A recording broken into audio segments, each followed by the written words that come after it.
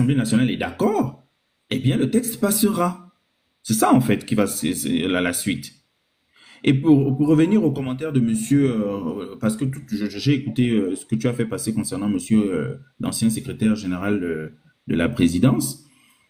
En fait, il est en train de nous expliquer que le tracé actuel de la frontière terrestre est basé sur la convention de 1974, la convention de Bata. Mais ce que je n'arrive pas à comprendre, c'est que comment est-ce qu'on peut avoir un tracé des frontières terrestres entre le Gabon et la Guinée équatoriale basé sur la convention de 1974, alors que la convention de 1974 n'existe pas, puisque nous-mêmes, on n'a pas fait la procédure là que le Sénat et l'Assemblée nationale de la transition sont en train de faire par rapport à la convention sur la Cour islamique. On n'a pas fait cette procédure. On ne retrouve pas les éléments. C'est écrit noir sur blanc dans la décision de la Cour. On ne retrouve pas les éléments par lesquels le Parlement gabonais de l'époque aurait ratifié la convention. Un. Deuxièmement, on ne retrouve pas au journal officiel de la République la publication de la convention en question. Mais comment ça se fait que on ait pu définir les frontières actuelles sur la base d'une convention dont on n'est même pas, dont notre Parlement n'a pas, que notre Parlement n'a pas même pas ratifié, compte. qu'on n'a pas publié au journal officiel et dont on n'est même pas en mesure de produire le document authentique. Mais tu m'étonnes qu'on ne soit pas en mesure de produire le document authentique d'une convention, prétendue convention, que même notre Parlement n'a jamais ratifié et que même notre journal officiel n'a jamais publié. Je trouve ça quand même incroyable. Hier soir, je m'amusais à aller sur Google Maps, parce que pour le coup, vous vous doutez bien qu'on est en train de vivre un psychodrame par rapport à Mbagné. Donc évidemment que pour des gens comme moi, c'est sans prétention aucune, hein, le Gabon c'est tout pour moi.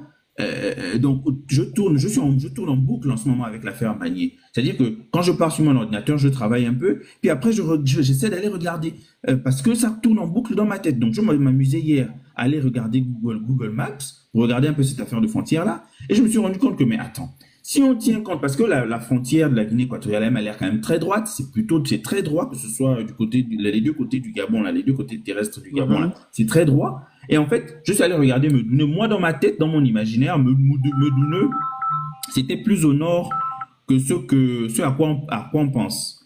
Et en fait, quand je pars regarder, je me rends compte que Medoune, c'est au sud, en fait, de la province du Wollentem. Et Medoune, en fait, est situé, si on regarde, si vous allez tout de suite sur Google Maps et que vous zoomez Medoune, vous allez vous rendre compte que Medoune est du côté de la Guinée équatoriale. Aussi bizarre que cela puisse paraître. Regardez, moi j'ai regardé, c'est pas la côte de la Guinée équatoriale. Ah si, moi j'ai regardé ça hier. Moi j'ai regardé ça la dernière fois, c'est dans le Gabon. Hein. Medoune, c'est pas quel Medoune tu as regardé. Moi j'ai regardé Medoune dans le Gabon. Hein. Attends. Non mais je vous assure que Attends, je regarde là. Medoune, on est d'accord que Medoune, hein. C'est au sud, comment on appelle ça? C'est au sud de Wollentem. C'est pas au nord. Attends, je regarde. Vous savez la partie sud du Wollentem qui est proche de comment ça s'appelle là? Qui est proche de l'estuaire là. C'est là où se trouve Medoune. Attends, je tape, je regarde. Oui, il faut aller sur Google Street, non pas Street, Google View. Faut que tu pars d'abord sur Maps. Après, tu fais. Moi, je tape juste le truc. Voilà. Oui, tu pars sur Maps, tu tapes simplement Medoune. Normalement, voilà, ça te ramène directement à Medoune. Alors, moi, il faut que je retrouve ça aussi. Là. Moi, je tape juste le truc du Gabon là. Ah non, mais je vous assure, moi, ce que j'ai là, Medoune est de l'autre côté, et du côté de la Guinée équatoriale. Moi, c'est ce que je vois. Medoune. C'est d'ailleurs une très, très, très. Vraiment, c'est une bourgade, hein, Medoune. C'est vraiment très, très petit. Bref, tout ce que je voulais dire, c'est que par rapport à la convention comment ça s'appelle là, de Bata là, oui, la convention de Bata par laquelle on trace notre frontière terrestre. Moi, je trouve que c'est quand même curieux qu'aujourd'hui, le tracé dont on tient compte, effectivement, c'est celui soi-disant de la convention de Bata. Mais comment on peut se baser sur le tracé de la convention de Bata alors que la convention de Bata, on l'a même jamais publiée dans notre journal officiel? C'est quand même bizarre, hein? Il peut d'abord quoi là-bas dans le journal officiel? Bah non, le journal officiel, alors je sais qu'il travaille dans des conditions très compliquées, mais toutes les 2 semaines, il publie. Ah, c'est pas souvent à jour, c'est un peu en retard, voire même beaucoup. Voilà pourquoi je dis qu'il Mais les pauvres, ils ont pas tous les mais moyens. Medoune, en fait, c'est dans. Avant, tu penses, il y a une petite partie aussi, mais Medoune est dans le truc, dans le Gabon là. Je suis dessus là. C'est Est-ce que à la frontière même. c'est sur la Et ligne, ça non? rentre un peu, c'est C'est sur ça, la tu veux ligne. dire? C'est sur la ligne, non? Oui, c'est sur la Voilà. ligne. En fait, Mais tu sais que il y a une loi qui dit à 200, c'est quoi? La loi, là, c'est juste au Congo, bien, c'est partout dans les frontières du Gabon. La loi qui dit que non, à 200 km, je ne sais pas d'où, ou à 200 km, truc, ça appartient à tel, ou bien ce sont les autochtones de cet endroit-là. tu parles de quoi? De la convention sur les espaces maritimes, là, 200 miles, là? Apparemment, c'est un truc comme ça où on dit seulement qu'à C'est 200 ça. km. C'est ça, non? C'est ça. On dit seulement à 200 km des frontières. C'est le procédé pour délimiter les frontières maritimes, là. Voilà, c'est ça. Non, c'est le Congo et le Gabon, ils ont une frontière maritime. Oui, oui. Non, je crois. Non? Ouais, non, si, c'est Attends, possible, puisque le Congo, ils ont Pointe-Noire. si tu passes par les Mayumba, enfin, je sais pas si c'est. Oui, oui, parce que Pointe-Noire et Mayumba, c'est quasiment sur le même linéaire, je crois. Mais ben, voilà, on va aller simple. Le Haut-Togo est à côté du Congo, non? Oui. On dit souvent que non, les gens qui sont à 200 km du Congo sont des Gabonais, et ceux qui sont un truc comme ça. Ah bon? Enfin bref, c'est compliqué. Il Il y a faut que ce soit des géographes qui viennent nous il y expliquer a ça. un truc, je sais pas où là. Mais c'est moi qui ne s'exprime pas dessus convenablement. Bon, au Mais risque que mon intervention soit trop 200 longue. km ou à combien, à 20 mètres du Gabon, ça appartient au Gabon ou je sais pas quoi. Bref, allez-y, hein, vas-y. Bah, je sais pas si vous voulez que j'embraye sur Mbagné ou pas. Parce que Vas-y, peut-être après que le monsieur va l'intervention risque intervenir. d'être trop longue. Il y a un Équateur, monsieur W6 qui est là. Vas-y. Après, on donne la parole à monsieur. En fait, moi, j'ai même pas envie de parler. J'ai envie de lire rapidement. C'est 2 pages, hein, c'est vraiment 2 petites pages. Le résumé de la décision sur la partie de Mbagné. Et vous allez comprendre pourquoi Mbagné ne nous appartient pas. Donc, qu'est-ce que la Cour fait? Elle commence par examiner les titres juridiques invoqués par le Gabon et la Guinée équatoriale concernant la souveraineté sur les îles Mbagné. La Cour constate que les parties conviennent que les 3 îles sont situées à proximité de l'île Corisco, qui est une île qui appartient à la Guinée équatoriale. Elles n'ont jamais eu de population permanente, ces îles-là, et elles doivent être traitées comme formant une seule unité. En conséquence, elles considèrent que le même titre juridique s'applique à celles-ci. Vous voyez bien le raisonnement qui va arriver. C'est-à-dire qu'on considère les 3 îles comme étant un même ensemble. Ça veut donc dire que la conclusion à laquelle la Cour va arriver concernant le Mbagné s'applique aux 2 autres îles. Et là, les 2 parties, que ce soit le Gabon et la Guinée équatoriale, sont d'accord sur ce fait-là. Ensuite, ayant déjà conclu que le titre invoqué par le Gabon, la Convention de Bata, ne constituait pas un titre juridique au sens de l'article 1er du compromis, la Cour se borne à rechercher si le titre invoqué par la Guinée équatoriale, à savoir la transmission qui lui a été faite par voie de succession par l'Espagne, sur Mbagné, Cocotier et Konga, constitue véritablement un titre juridique concernant la souveraineté sur les 3 îles en question. La Cour commence par examiner les traités sur lesquels la Guinée équatoriale s'appuie pour affirmer que l'Espagne, en tant que puissance coloniale, détenait un titre sur les 3 îles lorsque la Guinée équatoriale est devenue indépendante le 12 octobre 1968. La Cour révèle à cet égard que le traité du Pardo de 1778, par lequel le Portugal avait cédé à l'Espagne son territoire colonial situé dans le golfe de Guinée, ne fait aucune mention. Vous voyez comment ça commence? Le traité du Pardo, par lequel l'Espagne devient propriétaire de la Guinée équatoriale, ne faisait pas mention de Corisco et des dépendances de Corisco, c'est-à-dire Mbagné, Cocotier et Konga. Et qu'il ne peut donc, à ce moment-là, pas être considéré, ce traité de Pardo-là, comme étant la source du titre juridique que l'Espagne avait sur les 3 îles. La Cour révèle ensuite que les parties conviennent que la Convention de 1900 n'est pas une source de titre juridique pour les 3 îles. Donc, on écarte et la Convention du Pardo et la Convention de 1900 par rapport à Mbagné. On continue. En l'absence de traité établissant un titre sur un territoire, donc vous voyez, parce que faut savoir qu'en droit international public, le principe c'est, est-ce qu'on a d'abord un document sur la base duquel on peut dire que tel pays a la propriété de tel territoire? Ça, c'est le principe. Si on a le principe, eh bien, on respecte le principe. Si on n'a pas le principe, on descend sur l'exception. L'exception, c'est rechercher si l'État en question s'est comporté comme étant propriétaire de l'espace en question de manière continue et sans contestation de la part d'autres États. Ça, c'est l'exception. Donc, on poursuit. En l'absence de traité établissant un titre sur le territoire, donc en l'absence de principe, on tombe sur l'exception, la Cour révèle que les juridictions internationales recherchent s'il existe une manifestation intentionnelle d'autorité par l'exercice de fonctions étatiques sur le dit territoire. Les fonctions étatiques, ça peut être faire une loi à appliquer sur ce territoire, construire des choses sur ce territoire, appliquer sa police ou bien son armée sur le territoire en question, bref. Laquelle doit être continue, la manifestation intentionnelle d'autorité, elle doit être continue et ne pas donner lieu à des contestations de la part d'autres États. La Cour recherche donc si les 3 îles ont fait l'objet d'une manifestation intentionnelle d'autorité de la part de l'Espagne qui a été continue et non contestée.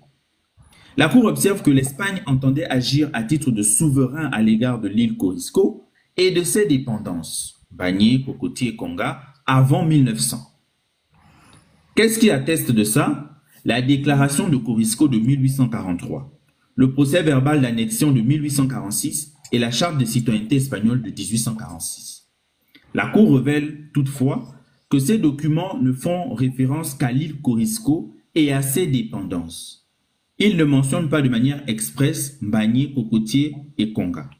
Par conséquent, pour déterminer si les actes de l'Espagne constituent une manifestation d'autorité sur les formations maritimes en question, donc sur les îles en question, la Cour doit rechercher si les 3 îles étaient... Vous voyez, la Cour est vraiment allée très loin, mais vraiment un travail limite de chirurgien, quoi.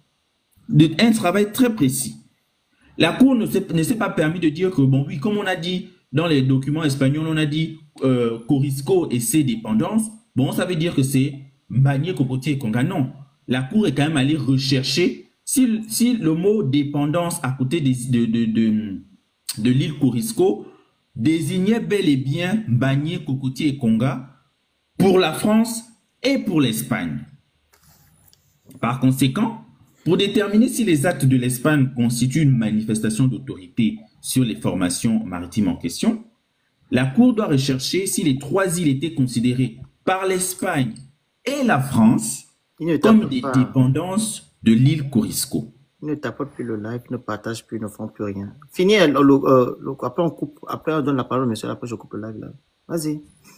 La Cour révèle que, en 1886 et 1887, la France a reconnu que Bagné était une dépendance géographique et naturelle de l'île Corisco qui appartient à l'Espagne. En outre, il apparaît que le commissaire général français n'a pas objecté lorsque, en 1895, le gouverneur général espagnol de Fernando Poo a affirmé que Bagné était une dépendance qui se rattachait à l'île Corisco.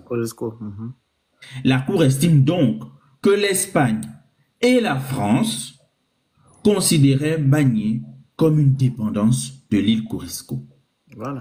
Elle rappelle à ce propos que les parties conviennent que les 3 îles forment une seule unité. Vous voyez, comme on a dit tout à l'heure.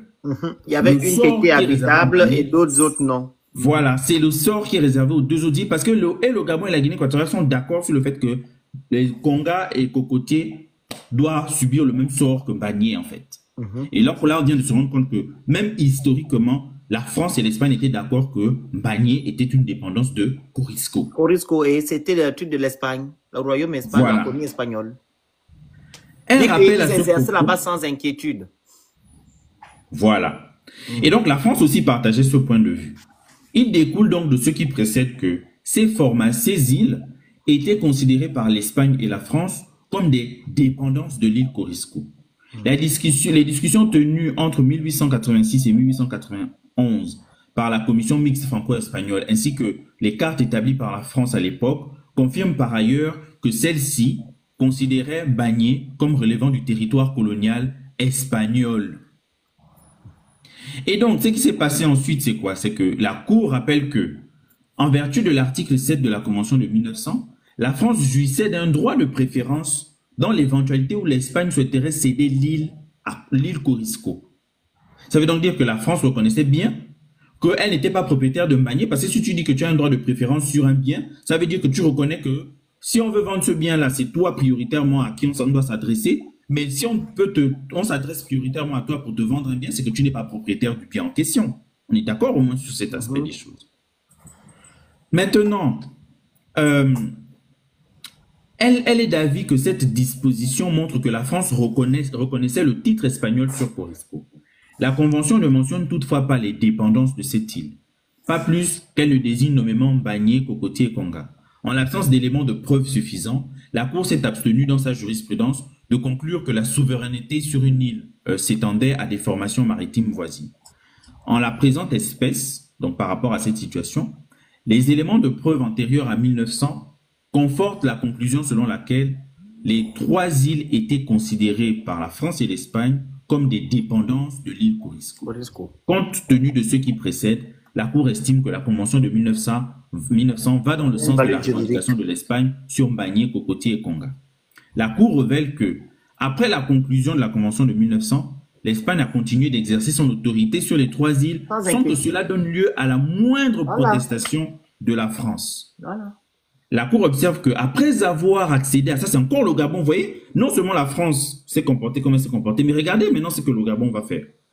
La Cour observe aussi que, après avoir accédé à l'indépendance en 1960, le Gabon a à son tour reconnu le titre de l'Espagne sur Mbagné, Cocotier et Konga.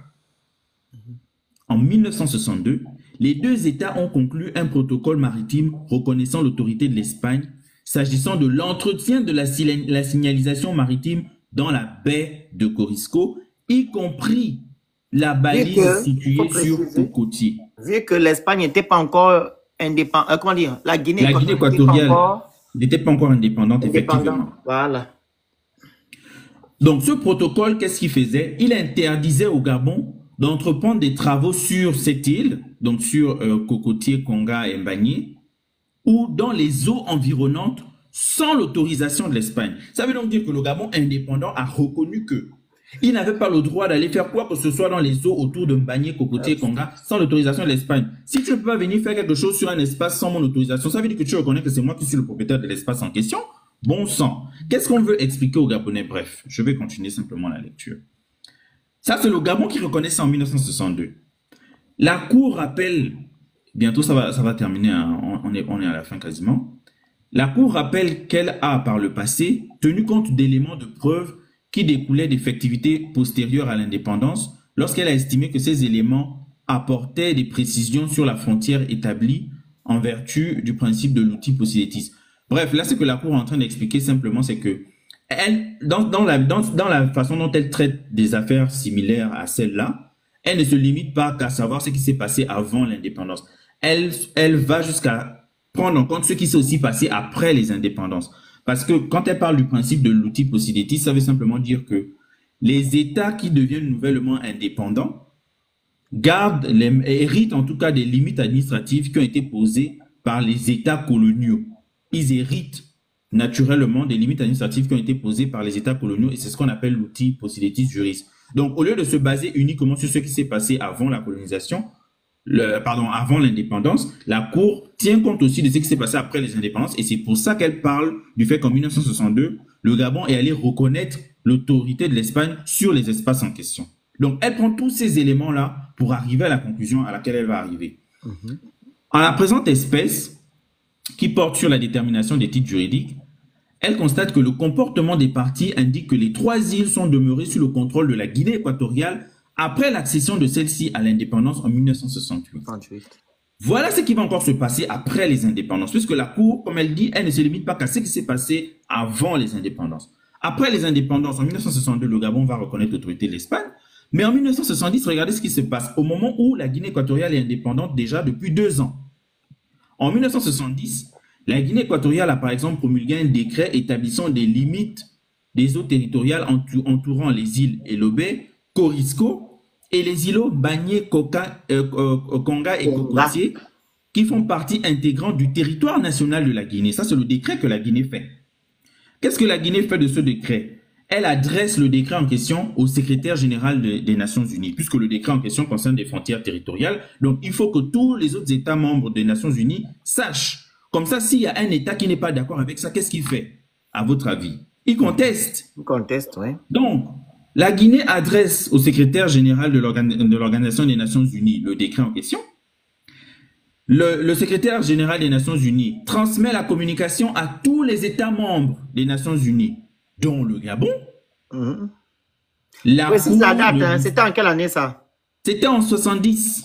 Et le Gabon a fait public quand? Écoutez, c'est ce que la Cour dit ensuite. La Cour ne dispose d'aucun élément attestant que le Gabon ait soulevé la moindre objection. Et c'est en quelle année? 70. Non, maintenant, ils ont déposé leur truc quand? Quel truc? Aïe. Tu m'as vu qu'ils ont déposé leur document, la Ah oui, convention? oui. Mais enfin, 4 ans plus tard, ils partent faire la pseudo-convention de Bata, et puis ils partent déposer ça en 2004, 30 ans après. Les Gabonais, ouais. On peut faire ça. C'est-à-dire que c'est de quelle manière que vous voulez qu'on vous explique que... Vraiment? En fait, un Bagné est proche de chez nous. Oui, il n'y a pas de souci. Mais juridiquement, on n'a pas de titre, c'est tout. Et je sais pas comment on a pu entretenir une telle légende pendant 50 ans, à nous faire croire que Mbagné était nôtre, alors qu'on avait tout pour pouvoir aller justement récupérer Mbagné de manière juridique, mais on l'a jamais fait. Si en 1974, on a fait un accord avec la Guinée équatoriale pour dire que il nous donne Mbagné, d'accord. Mais pourquoi aujourd'hui, J'entends, on il dit n'est pas maintenant, capable de trouver la trace? Maître Oui. Co, il n'y avait pas de délai requis. Ah bon? On t'envoie un courrier. Qui, hein? On t'envoie un courrier. Vous pensez que les institutions là servent à Non, quoi? les Gabonais, vraiment. C'est pour réagir. On t'envoie un courrier. Quand tu n'es pas d'accord, tu réponds à temps. T'attends pas 15 ans? Vas-y, mon frère, donne la parole. Mais je veux même rajouter un élément. Quand on prend... Alors déjà, vous trouvez ça normal. Attendez, moi je vais vous dire un truc. Vous partez signer un contrat avec quelqu'un pour une affaire. Et on vous dit que le contrat là, pour qu'il soit valable, il faut aller enregistrer ça auprès du tribunal de commerce. Vous allez attendre 30 ans pour aller enregistrer le contrat là auprès du tribunal de commerce. Et c'est un peu faire preuve de logique. Là, je parle les individus eux-mêmes pour qu'ils comprennent un peu mieux. Les Gabonais. Parce que dans la vraie vie, il y a des procédures comme ça. 30 ans. En matière d'affaires, il y a des procédures comme ça où il faut aller encore enregistrer auprès du tribunal de commerce, machin. Donc, toi, tu vas attendre 30 ans pour aller enregistrer ça auprès du tribunal de commerce. Et une fois que tu termines d'aller enregistrer ça 30 ans auprès du tribunal de commerce, vous avez dit que il n'y a pas de temps pour aller contester. Moi, je vous informe que quand le Gabon est allé 30 ans après enregistrer la pseudo-convention de Bata, la Guinée équatoriale n'a même pas attendu, hein. 2004 même. Je crois que le Gabon est parti en début d'année 2004. Dès avril 2004, la Guinée équatoriale a commencé à envoyer les courriers au secrétariat général des Nations Unies pour dire que nous, ça là qu'on vous a fait enregistrer là un document illisible là, c'est pas nous en fait, on n'est pas dedans, on n'a pas signé d'accord avec eux. La Guinée équatoriale n'a pas attendu 10 ans, hein. 10 ans. C'est la même année même que la Guinée équatoriale a A protesté. répondu parce qu'il s'agit de leur intérêt. Vous banalisez, vous prenez tout à la rigolade. Parce que les autres sont là Des pour... immatures, ils vont pas enregistrer, ils vont aller me pourfendre sur les réseaux. J'ai dit que c'est le pays des immatures. Quand ils entendent que j'ai dit que c'est le pays des immatures comme ça, ils n'aiment pas ça. Mais c'est vrai. Ah, C'est c'est le bon. mensonge. La grande Juju, tu veux dire quoi sur la presse? La grande Juju, tu as dit que tu étais au rouge, oui, dis-moi. Et tout, merci le Phoenix de m'avoir fait monter. Attends, monsieur W, après tu parles. Vas-y. En fait, Maître Yeba, en fait, je vous ai suivi samedi religieusement lorsque vous avez repris la lecture du rendu. Et vous avez énoncé dans la lecture que malgré que le titre n'avait pas été reconnu comme étant un titre juridique, ils ont quand même étudié le titre, bien qu'il était dans un état délabré. Et ils ont constaté qu'il y avait un nota bene qui disait que même cette, cette convention, c'est convention, c'était pas une clause, parce qu'ils n'avaient pas terminé les accords. Tout à fait. Ils étaient toujours en traitement. Ça voudrait dire que donc, même si ils avaient accordé que ce titre devient juridique, il n'y avait pas de conclusion finale. Donc, même si le titre existait, même si le titre était là, même s'ils avaient l'original, ils ne devaient pas tenir compte du document étant donné qu'ils n'avaient pas finalisé les accords. Donc, c'est ce que je voulais te rappeler. Parce qu'il y a des procédures, en fait. Voilà. Parce que ils n'ont jamais conclu que, oui, au sortir de là, l'île Mbagné revient au Gabon et que les autres îles reviennent à la Guinée. Ils étaient restés en suspens.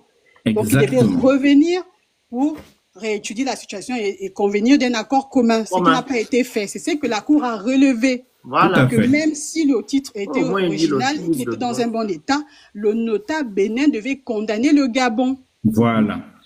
Donc, c'est ça que je voulais relever. Donc, mais vraiment, merci parce que encore. Merci d'avoir relevé Madame Juju, parce qu'en fait, je suis content, il y a vraiment des gens qui suivent. Il y a des gens qui suivent réellement. Et c'est bien parce que moi, ça m'était même complètement sorti de la tête, mais c'est vrai. Dans le document même illisible, là, la Cour, les pauvres, ils ont dû se foutre en l'air la vue pour aller regarder un peu ce qui était écrit dedans.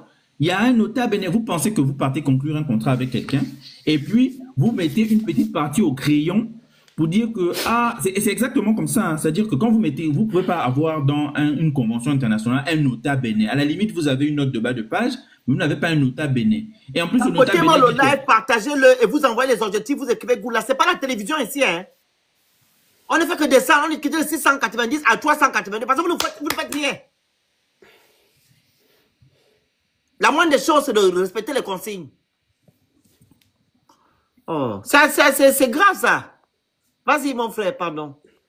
Et le notable dit que... Ça, c'est quoi? Ça, c'est quel genre de personnes qui sont sur les réseaux sociaux?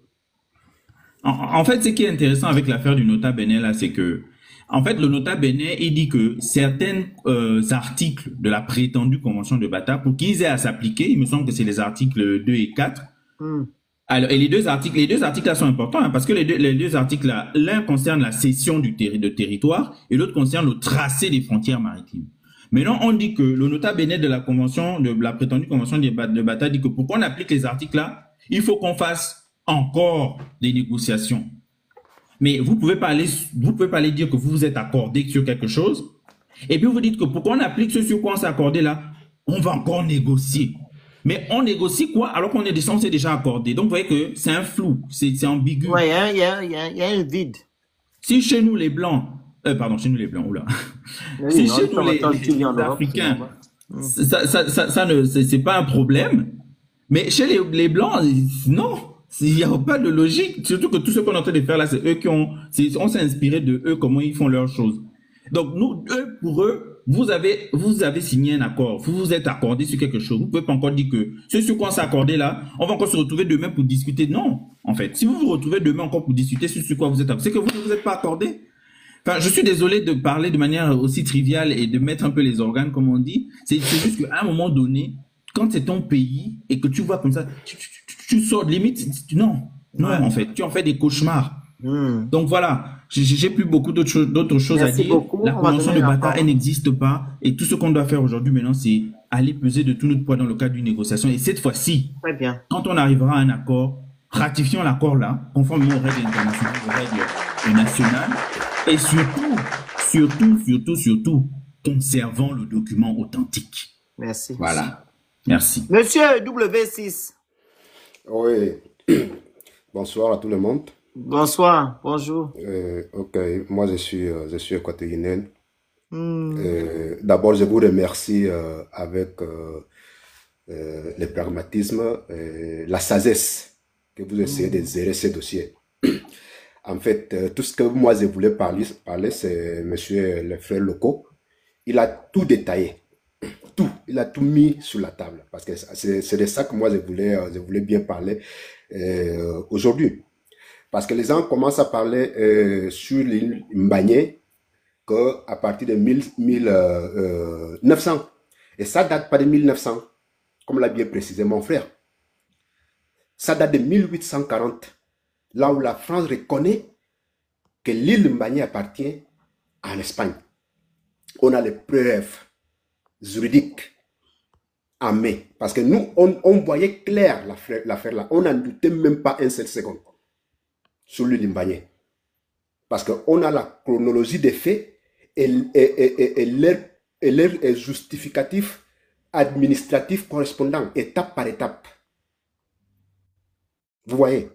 Donc, suite à là, je vais m'arrêter là quand le Gabon devient un pays indépendant.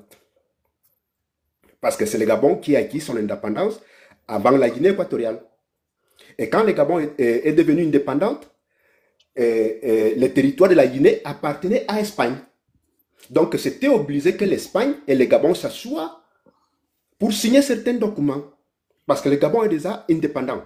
C'est déjà un nouveau pays. C'est plus la France. C'est déjà le Gabon. Et nous, on a les papiers, les documents là où le Gabon signe avec l'Espagne qu'il reconnaît la souveraineté de la Guinée équatoriale des îlots.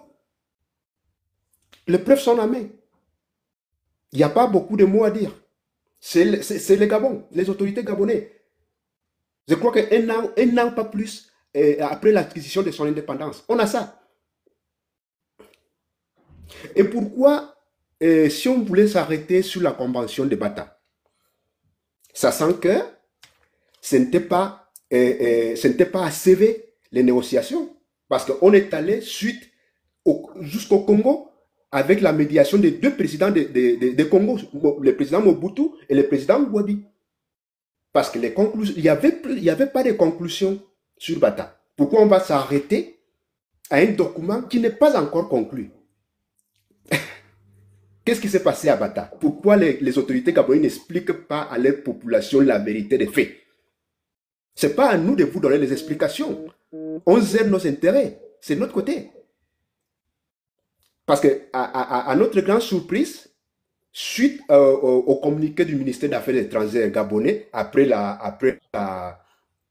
dicté de la Cour internationale de justice, on a été étonnés. Très, très étonnés même. Parce qu'on nous parle de revoir certains territoires des Bébéines et Mongomo. La photo de la déclaration du ministre des Affaires étrangères. Oui, je sais là.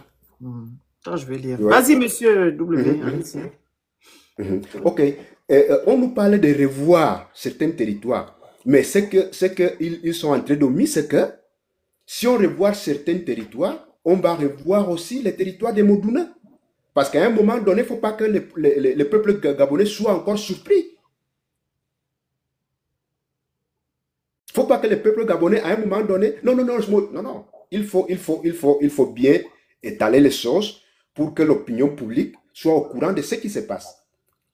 Nous, on comprend que sa gouvernement fait laver son visage vis-à-vis de sa population, mais il faut détailler les choses telles qu'elles sont.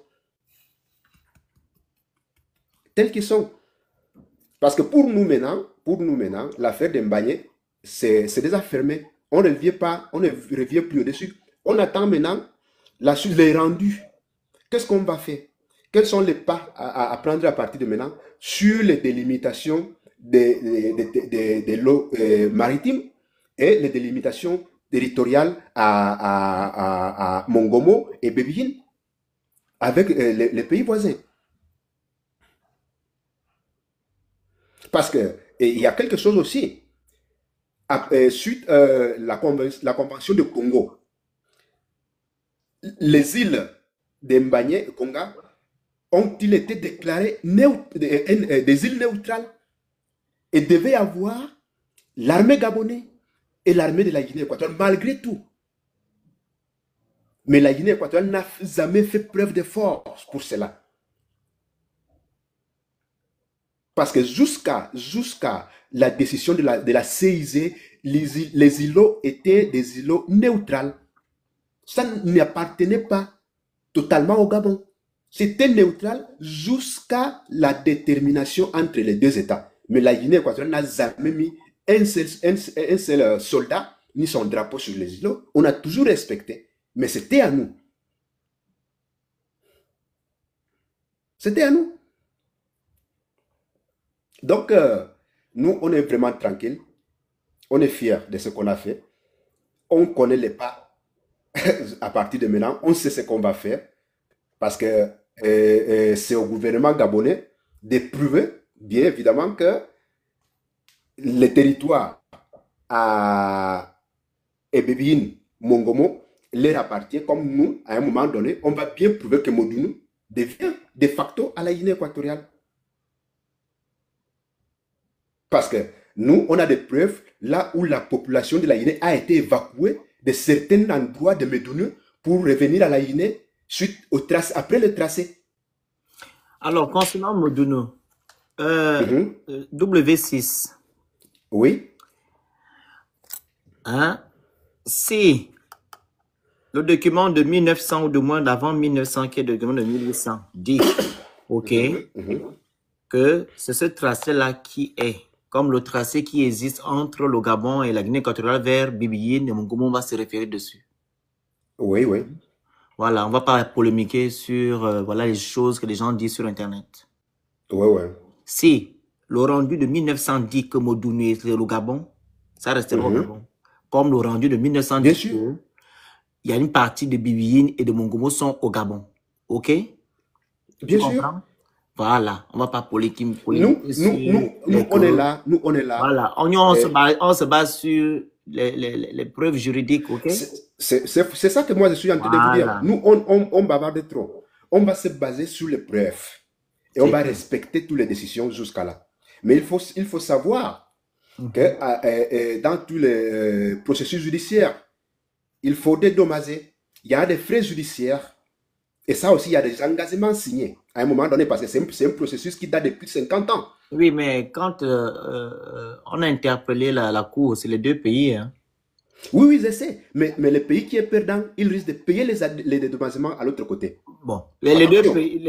Non, attention. Quand vous soumettez un dossier pour un processus, il y a des frais, il y a des coûts, parce que l'autre côté peut bien demander qu'il soit ressarci. Quand ils sont allés à la Cour internationale de justice, ce sont les deux pays qui se sont... Oui, bien sûr. Voilà, qui ont dit ils vont devant. Donc, et dans ce rendu-là, comme on a dit, la Cour internationale de justice a juste validé l'authenticité des documents que les deux parties ont apportés. Attendez. C'est ce que le travail qu'a fait la Cour internationale de justice. La Cour internationale n'est pas venue dire que, comme le Gabon est posé comme ça, la Guinée est posée comme ça, on va dire que non, les îles appartiennent. Non, ils se focalisent sur ça. Donc, raison pour laquelle ils nous envoient, nous tous, malgré que la souveraineté appartienne, les trois îles appartiennent à la Guinée équatoriale, comme il n'y a pas une délimitation maritime, oui, ils nous envoient aller maintenant échanger, discuter comme deux frères. Voilà. Il n'y a pas de discussion dessus, on va faire la polémique. Il n'y a pas de polémique. Voilà. Hein? Voilà. Mais c'est ça qu'on dit que parce que il faut que nos gouvernements aussi, moi je suis... Mais ils vont faire, vu qu'on n'a pas eu de problème, on n'a jamais eu de problème ensemble, on aurait des problèmes. Voilà, on espère ça. Ok, merci. On espère ça. Merci. Merci beaucoup. La Grande Cannelle. Ça va, bonjour. Oui, la Grande Dana. La Grande Cannelle est montée là par hasard, hein, je pense. Qui ça, moi, non, je suis montée. Non, Cannelle. Ah. Non, vas-y, la Grande Dana. Elle est montée par hasard, je pense qu'elle est... Tu sais. Oui. Je ne sais pas si tu as remarqué, depuis que Magné est sorti là, moi je ne me suis pas prononcé. Pourquoi? Parce que les lives que vous êtes en train de faire, vous êtes en train d'aider l'État gabonais à tricher et à contourner la barrière. Pour les laisser venir d'abord nous affronter. Ils vont venir nous dire clairement, parce que ce n'est pas Rosa Tanga seulement qui doit parler. On nous a expliqué qu'il fallait absolument garder Buronso parce qu'elle avait la maîtrise des dossiers. Ouais. Logiquement, comment on appelle ça? La partie défenderesse depuis, comment on appelle ça? Le siège de la Cour internationale de justice aurait déjà donné une interview. J'ai vu qu'on a envoyé Rosa Tanga. Comme c'est lui, c'est le sacrifié de l'histoire. Toi, va te faire insulter. Pendant ce temps, Oligui a fui. 2 jours après la sortie des Valentins. Au jour d'aujourd'hui, il est allé à Rome. Je ne sais pas s'il est devenu l'assistant de Sa Majesté papale, Louis XIV, ou je ne sais pas, Alvicenzo XIV, ou je ne sais pas quel titre on l'a donné là-bas. Il est maintenant en France. On dit non, son séjour est privé, mais c'est payé avec l'argent public. Hein? Quand il faut payer la facture, et c'est plus l'argent personnel d'Oligui. Et le papa arrive, tu vois déjà le grand relation, là va durer, la grande parle, on va couper vite. Donc, moi je veux qu'on laisse ça comme ça. Tu comprends? On a déjà vu leur dos. Mais comportons-nous comme la Guinée équatoriale. Laissez-les nager. Ils vont arriver au large. Je vous dis qu'on est assis avec les bois et avec les bâtons. Parce que quand on avait dit au Ligue que tu es venu par la fenêtre, les affaires courantes comme ça, ne porte pas tous les bagages. Pour toi, reste tranquille, dis que, comme on est en situation d'exception, ils pouvaient même envoyer la délégation à la cour. Dire que non, comme on a nos problèmes, on règle d'abord nos problèmes politiques. Si vraiment on demande, on implore votre clémence pour renvoyer le procès à une date ultérieure. Je ne pense pas que la CGI n'aurait pas tenu compte de la situation de coup d'État au Gabon. Mais il est venu ici. Oh, je maîtrise, oh. Oh, je maîtrise, oh. Toi, tu n'as pas vu que l'affaire de la CGI, là, nous, on contournait souvent. Parce qu'on savait ce qui était en bas de la marmite. Tu comprends? Mais Dieu a pitié de son pays, de sa population. Regarde, malgré la honte, parce que de facto, on s'est ramassé une honte auprès de la diplomatie sous-régionale. Je ne dis pas que la Guinée ne peut pas nous battre, mais je dis le Gabon à l'époque de Omar Bongo. Est-ce que tu sais comment ça se serait passé? Le procès n'aurait pas été médiatisé et on aurait demandé que les deux parties s'asseyent avant de quitter la Hollande pour tomber d'accord sur comment on doit coopérer. Moi, je vois cette histoire-là, ça risque de se solder comme la Mauritanie et le Sénégal.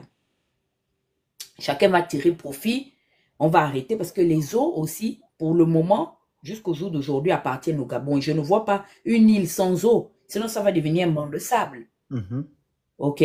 Donc, je pense que même là, c'est une dernière opportunité qu'on nous donne pour au moins bien négocier. La face. Tu comprends? Et dans cette délégation-là, vous pensez que le Gabon doit faire preuve de transparence, c'est pas n'importe qui. Est-ce que tu sais que je suis même pour que Alain-Claude Bilibinze soit à la tête de la délégation des personnes qui vont aller négocier avec elle. Parce qu'il est resté rationnel, c'est un homme d'État. Tu sais que c'est lui qui a fait même le lit des Kounabélistes. Ils sont allés se réfugier sur sa page là-bas. Oh, monsieur Alain-Claude, vraiment, vous parlez bien. Oh, tu n'as pas vu ça? Elle est sortie à RFI. Voilà. Au moins, il est Ils sont rationnel. allés là-bas. Oui, Il a dit que, je vais pas tirer, il s'agit de l'intérêt du Gabon. Donc, on doit être ensemble, on doit se soutenir. voilà. Ils ont dit, voilà. Non, on reconnaît que c'est toi qui parles. Tu avais honte dans les commentaires. Pourquoi? Laissez mon père Bilibinze tranquille. Vous avez lavé ici, là. On dirait que c'est un karma.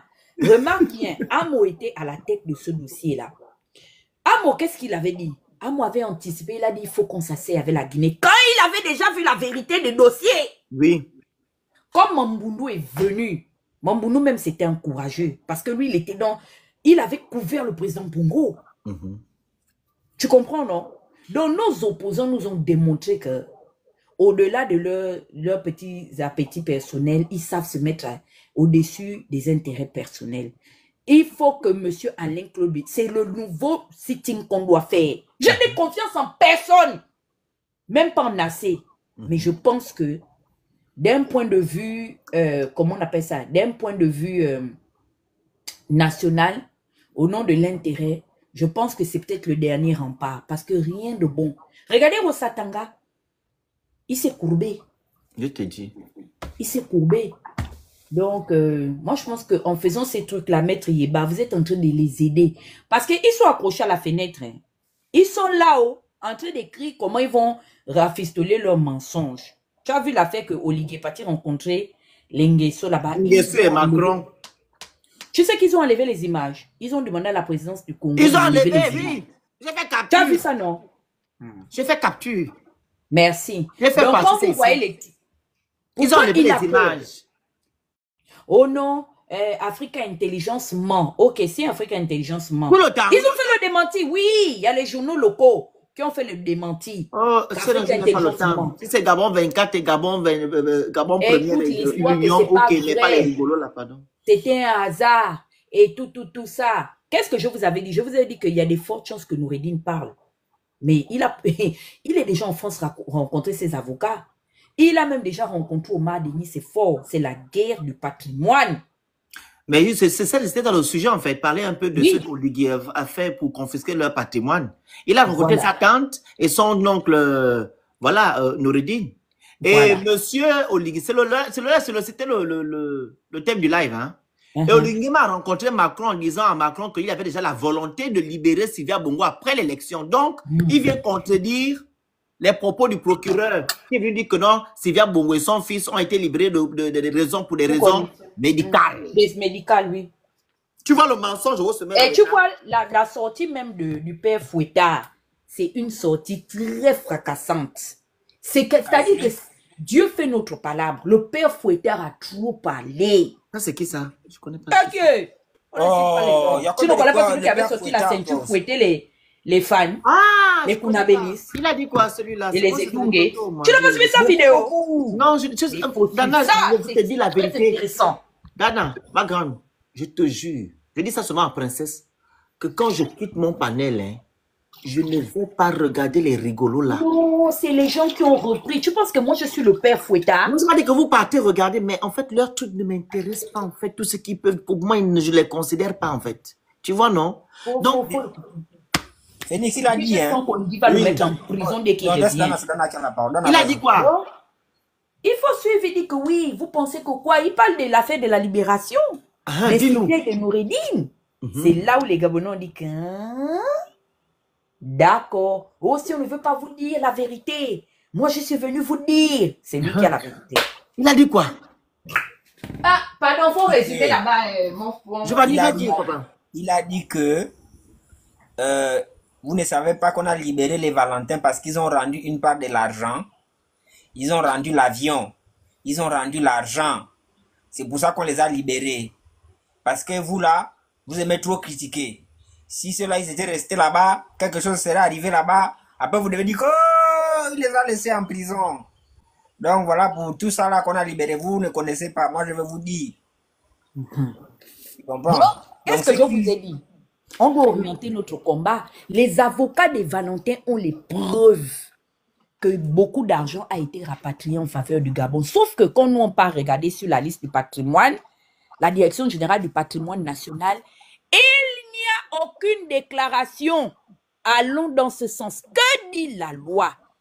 La loi en République, la loi en 5e République estime que maintenant des individus peuvent s'auto-saisir sans aller justifier ou sans aller déclarer des biens qui font l'objet d'une enquête.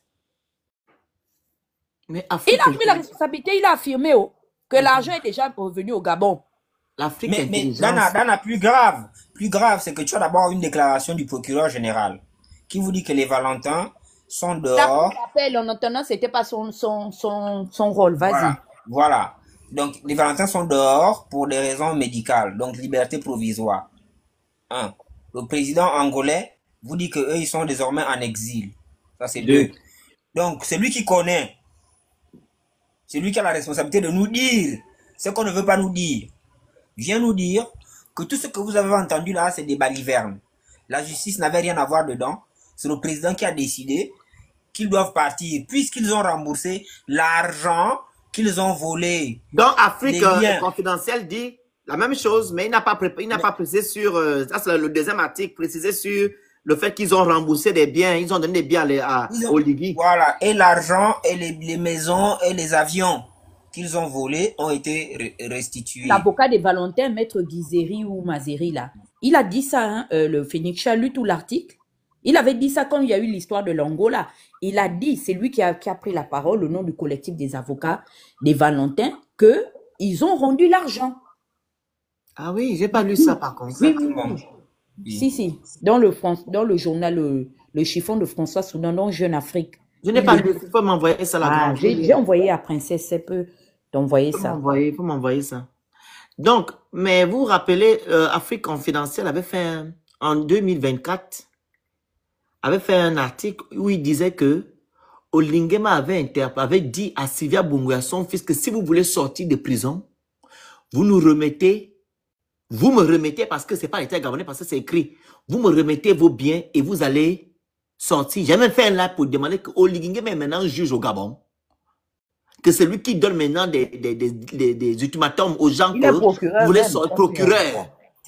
J'avais fait un live dessus ici. J'avais même fait un post sur les réseaux sociaux. Mais Les ce qu'on Égyptiens attendait, nous ont insultés. ce qu'on attendait après la sortie du père Et Fouettard, c'est ça qui s'est passé aujourd'hui. oui, c'est que le procureur vient nous dire désormais combien il a récupéré, où était caché l'argent, La qu'est-ce Cour que des ça comptes. représente, voilà, et qu'est-ce que ça représente en termes d'argent, tout ça. C'est-à-dire qu'elle est bien, et l'argent liquide, ça représente combien, et dans quel compte ça a été viré pour la restitution.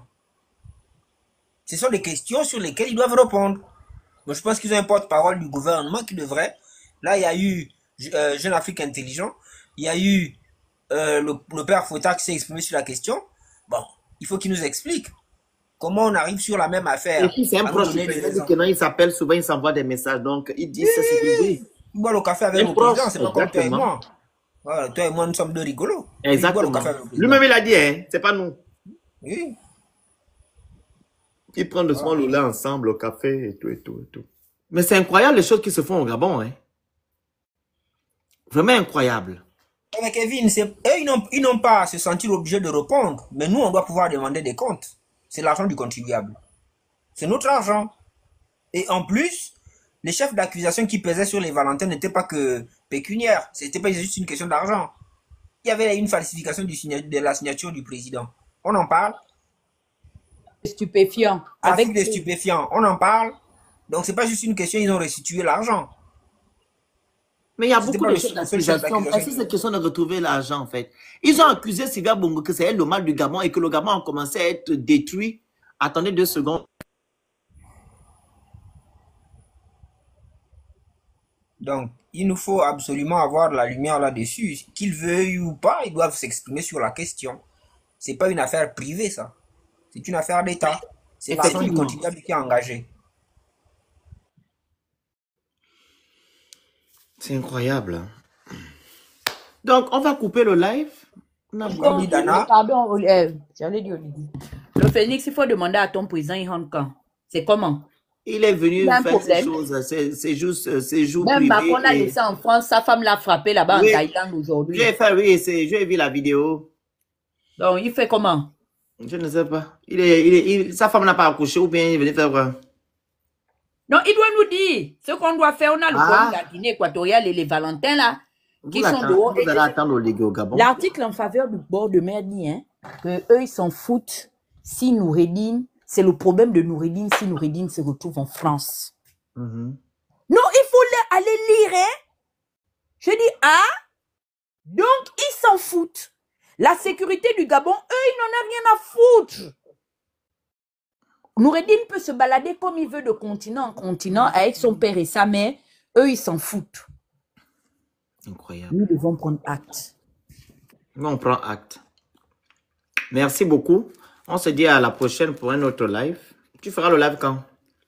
Qui ça, moi? Je ne sais pas. Peut-être aujourd'hui, I don't know. J'ai envie d'insulter Oligui même. Je peux même l'insulter même maintenant là. Non, pardon. C'est dans ton live là-bas. Non, c'est ce que j'ai dit. Je viendrai chez toi. J'étais au Congo là-bas. Parce qu'on a fini ici. Moi, j'ai parlé du Congo aussi. Moi, j'étais au Congo. Donc, il sait très bien que j'ai les nouvelles fraîches. Moi, j'ai pas besoin de. Donc, quand tu vas faire, je viendrai là-bas. Ok? Pourquoi tu refuses que j'insulte ton frère ici? Non, c'est pas ça, parce qu'on a terminé. Parce que si tu commences à insulter, on va encore dépasser. Regarde, on a non, je parlais de faire mon live à moi. On a fait 4h25. Je voulais faire 2 heures. On a fait 4h25. Donc, il faut que je coupe encore les lives là pour couper, pour mettre sur YouTube, pour les gens qui sont sur YouTube. D'accord, ok. Voilà, pour ça en fait. Donc, merci encore. On se dit à ce soir chez Dana alors. Bye.